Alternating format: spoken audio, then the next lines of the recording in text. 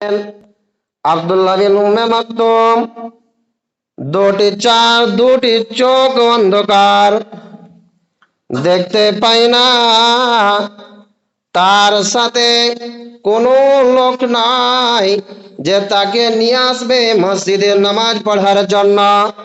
আল্লাহ রসুল সাল্লাল্লাহু আলাইহি ওয়াসাল্লামের কাছে গেলেন, ও আল্লাহ রসুল, আমার দুটি চোখ অন্ধকার, আমার কোনো লোক নাই যা আমাকে নিয়ে আসবে মসজিদে, আমার কোনো লোক নাই।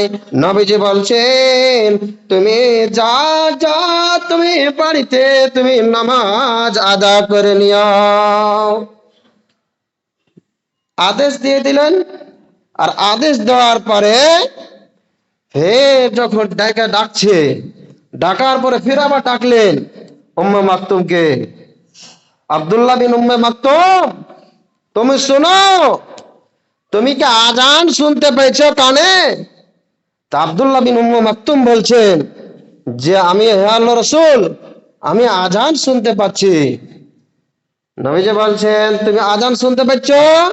জি, আমি আজান শুনতে পাচ্ছি। তাহলে তোমাকে মসজিদে এসে নামাজ আদায় করতে হবে, মসজিদে নামাজ পড়তে হবে। তোমার বাড়িতে নামাজ পড়া চলবে না, হবে না, তোমাকে মসজিদে আসতে হবে। তারপরে হাদিসে বলছেন, আল্লাহ রাসূল সাল্লাল্লাহু আলাইহি ওয়াসাল্লাম বলছেন, যারা মসজিদে নামাজ পড়তে আসবে আর ফরজ নামাজ পড়ার পরে, আর ফরজ নামাজ পড়ার পরে, আর বাগ নামাজ পড়ার পরে, আল্লাহর ইবাদত করার পরে আপনি চলে গেলেন, আর নফল নামাজ গুলো যদি আপনি বাড়িতে যদি পড়েন, তাহলে আল্লাহ তাবারক ওয়া তাআলা আপনার বাড়িতে বরকত দিবেন, মাল ধনের টাকা পয়সাতে বরকত দিবেন। এই জন্য নবীজি বলেছেন, ওরে আমার উম্মত উম্মতিরা, তোমরা শোনো শোনো, যখন তোমরা নামাজ আদায় করে নিবা, ফরজ নামাজটা যখন আদায় করে নিবা, আদায় করার পরে বাকি নফল নামাজ গুলো তোমরা কিছু বাড়িতে আদায় করো, কেননা আল্লাহ তাবারক ওয়া তাআলা তাদের বাড়িতে বরকত দিবেন, মাল ধনের টাকা পয়সা তে বরকত দিবেন।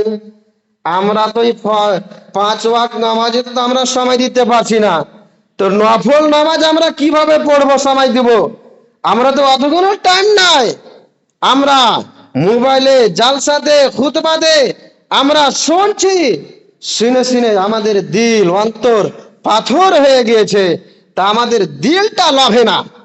আল্লাহ রাসূল সাল্লাল্লাহু আলাইহি ওয়াসাল্লাম বলছেন, যখন তোমরা নামাজ পড়তে যাও মসজিদে, আর ফরজ নামাজ পড়ার পরে বাকি নফল নামাজগুলো তোমরা কি করো, বাড়িতে আদা করিও, আল্লাহ তাবারক ওয়া তাআলা তাদের তোমার বাড়িতে বরকত দিবেন। তা আমরা সঠিকভাবে তার যেটা আমাদের, আমরা নামাজই পড়ি না, সময় দিতে পারি না। আপনি কতদিন বেঁচে থাকবেন? যতদিন পর্যন্ত আল্লাহ তাবারক ওয়া তাআলা আপনাকে হায়াত দিয়েছেন, হ্যাঁ, অতদিন পর্যন্ত আপনি বেঁচে থাকবেন। যখন আপনার সময় হয়ে যাবে, আজরাইল এসে পৌঁছে যাবে, আপনার তখন কোনো বাহানা চলবে না, হ্যাঁ, কোনো বাহানা চলবে না, শুনবে না, তখন জানটাকে কবুজ করে নিয়ে চলে যায়। ভাইরা আমার, এই মসজিদ হচ্ছে আল্লাহর ঘর, এই মসজিদ হচ্ছে ইবাদতের ঘর।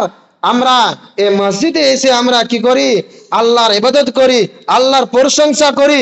আমরা নামাজ পড়তে এসে আল্লাহর কাছে দোয়া চাই, হে রাব্বুল আলামিন, আমার যত জীবনে গুনাহ রয়েছে মাবুদ মাওলা, সমস্ত গুনাহ থেকে তুমি ক্ষমা করে দাও। তুমি যদি ক্ষমা না করো, তুমি যদি মাফ না করো, কে করবে? তুমি, আপনি হচ্ছে ক্ষমাশীল, আপনি হচ্ছে রহমান, আপনি রহিম, আপনি মাফ করনে ওয়ালা, আপনার হাতে সব কিছু রব্বুল আলামিন। তুমি যদি ক্ষমা না করো, ক্ষমা কে করবে? আপনি যদি দোয়া যদি না চান, নিজের ক্ষমা যদি, গুনহার ক্ষমা যদি না চান, তাহলে আল্লাহ তাবারক ওয়া তাআলা আপনাকে কি ক্ষমা করে দিবে? জি না। আল্লাহ তাবারক ওয়া তাআলা বলছেন, ওরে বান্দা, যখন আমার কাছে তুমি চাইবা, যে কোনো জিনিস চাইবা তুমি, আমি দিতে তৈয়ার আছি, তাহলে তুমি লভো না, আমার কাছে আসো না। আমার কাছে আসলে আমার কাছে আসলে তাহলে কিছু পাইবা, না আসলে, না চাইলে কিছু পাইবে না। তাহলে জিন্দগিটা বেকার হয়ে যাবে, জিন্দগিটা এমনিও কেটে যাবে। ভাইরা আমার, আমাদের বয়স চলে যাচ্ছে, দিন চলে যাচ্ছে, এই দিন ফিরে আসবে না, এই সময় ফিরে আসবে না।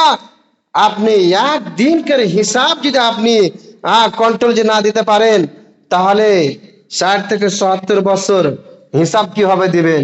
একদিনকার হিসাব আপনি চিন্তা করে দেখবেন যে একটা দিন আমি সকাল থেকে নিয়ে সন্ধ্যা পর্যন্ত কতটা নেকি করলাম, কতটা গুনাহ করলাম, দিনটা একদিন আপনি হিসাব করে দেখবেন, তাহলে ভাবতে পারবেন যে আমি কি করেছি, আমি কি ভুল করেছি। রব্বুল আলামিন আমাদেরকে 5 ওয়াক্ত নামাজ পড়ার তৌফিক দাও। মাবুদ মাওলা গো, আল্লাহ যারা কবরবাসী হয়ে গিয়েছে, জানি না কি অবস্থা আছে, তাদের কবরে তুমি নূরের বাতি জ্বালিয়ে দাও। আল্লাহ তাদের কবরের আযাব থেকে, জাহান্নামের আগুনের আযাব থেকে তাদেরকে তুমি বাঁচিয়ে রাখিও। রব্বুল আলামিন মাওলা গো, তোমার বান্দা বান্দিকে জান্নাতুল ফিরদৌসে প্রবেশ করে দিও। মাবুদ মাওলা, আল্লাহ তোমার বান্দা বান্দিকে আরশের নিচে ছায়া জায়গা দিও। আমিন সুম্মা আমিন। اللهم صل على محمد وعلى ال محمد كما صليت على ابراهيم وعلى ال ابراهيم انك حميد